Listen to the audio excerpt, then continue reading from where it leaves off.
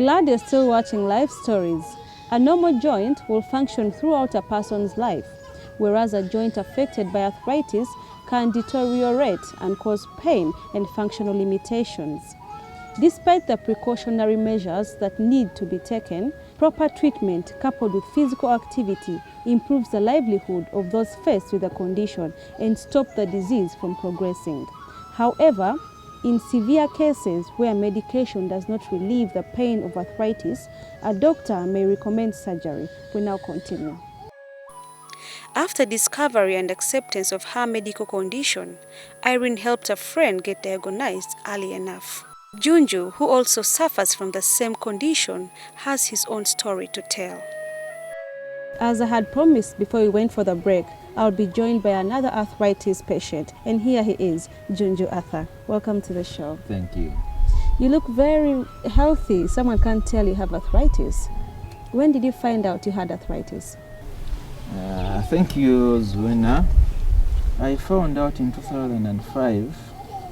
I was working with my friend, Irene Nabifuge, and I started getting some symptoms or some signs when I used to feel pain and so on. So as we were talking, she told me that the signs that you are having, maybe you have rheumatoid arthritis. So we came to Kampala, we went to Murago, and I was diagnosed with arthritis. I look very healthy, that's true, but because I was diagnosed earlier, yes, before the symptoms or before the disease could accelerate. I look very healthy, but I have a lot of pain in my joints. This being a different disability from the physical disability, somebody who is physically disabled may not have pain. Maybe somebody has 9 fingers, you can say is disabled, but he doesn't have pain. But I, for one, when my leg is in a certain position for some time, by the time I straighten it, that is pain. When I'm sleeping at night, when I wake up, that is pain. I have swellings almost all the time and pain almost all the time in the joints. That is just suppressed by taking medicines. Okay. How are you coping with this complication? I'm trying to cope with this complication because we always have counseling sessions every second Friday of the month, and Dr. Kadu has tried his level best to teach us the type of exercises that we have to do, when and how we must take the medication, the diet that we must eat, such that we suppress the pain. So that's how I'm trying to cope up with the situation. And are you married? Yeah, I'm happily married with 1 wife and 4 kids. And any message to the people watching us right now? The people watching us out there, if you know anybody who is feeling pain in the joints, somebody who's having cracking joints, somebody who's having swollen joints, all the joints are swelling, I'm urging that person to come to Murago Hospital. Like me now, I have a problem squatting. I have a problem squatting on a pit latrine. It started some time back, I think it was 1998, when I was hearing some noise from the knees. But as I talk now, squatting is a problem. And unsquatting from that position, that is worse. Pain, yes, also. So that's why I'm saying that this is actually, I can say that is more of a disability than this other physical disability, or maybe where somebody just lost an arm and so on. Because for me, I'm in constant pain 24/7. Okay. Thank you so much for your time. And thank you for the message you've given the people out there. You've educated them in one way or another, you know. We're going to talk to a rheumatologist, and he will explain to us what arthritis is all about. Do not go away.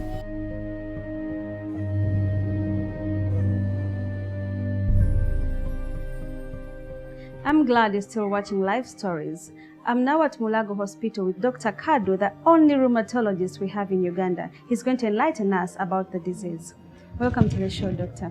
Welcome. Please enlighten us, what exactly is arthritis? Arthritis literally refers to swelling, pain of joints. And there are many diseases which fall under the which you can describe under the term arthritis. And the commonest is rheumatoid arthritis in our setting. Okay. The others are osteoarthritis, may give you swelling and pain, but it's not as bad as rheumatoid arthritis. And what's the difference between arthritis and sickle cells? Because many people tend to confuse the two. Arthritis is a term we use to describe swelling, pain in the joint, Yes. specifically in the joint. And sickle cell refers to a blood disorder which someone is born with. Those are two different differences. There are two different diseases. One is a blood disease, whereas arthritis may be as a result of other disease conditions. For rheumatology or diseases related to the joints, the commonest disease we have is rheumatoid arthritis. Whereas it affects the joints, it can affect other body parts like the heart, like the kidney, the lungs, and the skin. Osteoarthritis is also one of the diseases which fall under arthritis. It's more common in elderly people. If you are 60 and above, mainly affects the big joints, the knees and the shoulders, and sometimes the back. Some of the patients get changes in the skin as a result of the drugs they are using. What are the immediate signs that show that someone is suffering from arthritis? The immediate signs someone can get is pain and swelling, especially when they are using a specific joint.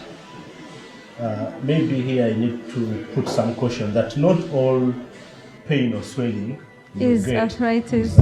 Okay. It has other symptoms, things like difficulty when you wake up. You cannot able use your hands. They are painful and they take a couple of minutes or hours before you can use them normally. And you have difficulties in looking after yourself. Simple things like opening a door, brushing, dressing, or putting on a shirt. All those are affected. There's some people when they squat and when you stand up, you feel like they have that sound of the neck. I don't know what that sound is called. Like a grating sound, yes. Especially in the knees. Yes. That mainly points to osteoarthritis. Usually we see it in people who are old or elderly, when they have difficulties in squatting, kneeling, or when they stand up from a sitting position, they feel a lot of pain or they get some limitation in that movement. Okay, so it has to have pain, not only the sound. Yes, it has to have pain. And what about if it's just the sound? If it is the sound, then I wouldn't worry so much. Majority of these diseases or the causes of arthritis, there's an element of genetics. Most of the diseases have an inborn, something we inherit from our parents. It may be difficult to recommend that you need to avoid this or you need to do this to prevent the disease from occurring. Now let's go back to Irene. She was treated as a sickle cell patient for 7 years. How can we avoid such circumstances happening again? Unfortunately, because sickle cell and rheumatoid arthritis both give you pain, and both rheumatoid arthritis and sickle cell usually start during childhood, the two can be misinterpreted. Okay. These days, we can differentiate the two. We have specific tests which you can use to know that someone is a sickler. And you can also confirm that this is rheumatoid arthritis. For Irene, probably that was the time when the lab investigation had not improved so much, and information at that time was limited. So probably she took some long time before a diagnosis of rheumatoid arthritis was started, and probably that's why she has developed all those complications. What precautions should an arthritis patient take? Usually we recommend exercise. You exercise helps you to feel better. Of course, preferably you don't need to do strenuous exercise. You can walk, you can participate in activities at home. That will help you feel better. Diet, eat what you want. However, here, caution, eat in moderation. You don't need to eat a lot or a kilo of meat to say that I've eaten meat, no. So eat in moderation. You're the only rheumatologist doctor we have in the whole of Uganda. Maybe practicing. Practicing. There are other people who have been here before me. Why are you very few? Is it a path people just don't want to take, or it's a boring course to take? No, I wouldn't say that. I think we are moving. Initially, we used to have people train in medicine or pediatrics, but now we are moving into what we call subspecialties or super specialties, Yes. where you can do you finished your internal medicine, then you go and specialize in a specific field. Yes. Things like cardiology or gastroenterology or neurology, something like that, or skin, dermatology. So that's where we are moving. Don't you sometimes get overwhelmed? We usually restrict the number of patients in the Friday clinics. Maximum is 15 for new patients, but you can have up to about 40 or 50 old patients.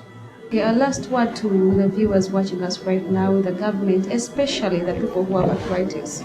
To the people who are watching and they have arthritis, I think what is important is for you to know a lot about your disease.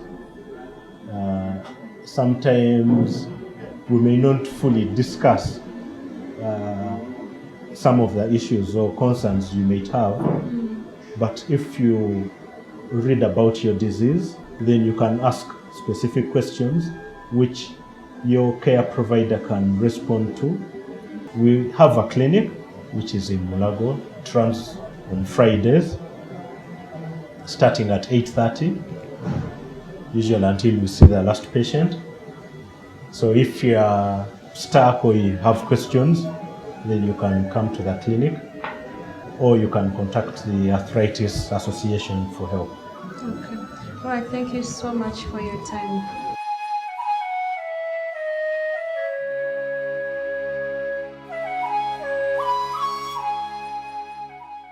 All medical conditions are controllable, if not reversible, when discovered early. It should be noted, however, that only proper clinical diagnosis can establish what type of condition one suffers. It's upon this background that we advise people to be vigilant and take tests often. Also, just a reminder, prevention is better than cure, so let's be mindful of our health. Thank you for being a part of Life Stories. Until next week, God bless you.